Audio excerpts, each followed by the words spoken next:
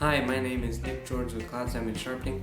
We're going to show you a video why it's good to engage your blade while your clipper is running and the benefits. Okay, this is my little trusty clipper. So first of all, blades don't always stop right in the middle, and this doesn't stop always in the middle. So you put this on and that it went in, but like say if the blade's over a little like that, you know, it's not going to engage and you're going to ruin your tip.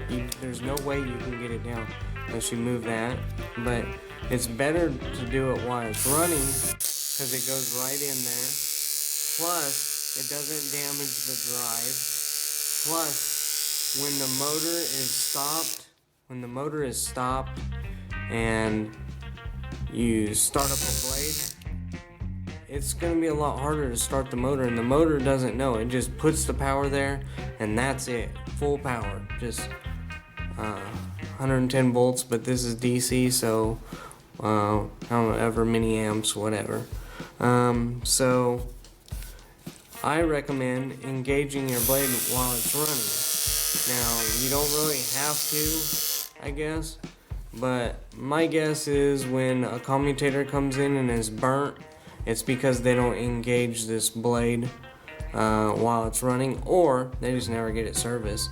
And then I gotta clean the commutator, and that takes off life of the motor running. So take care of your clippers, get them serviced, and I do all the services and sharpen all the blades, 5-in-1s, Wahl 5-in-1, all of them.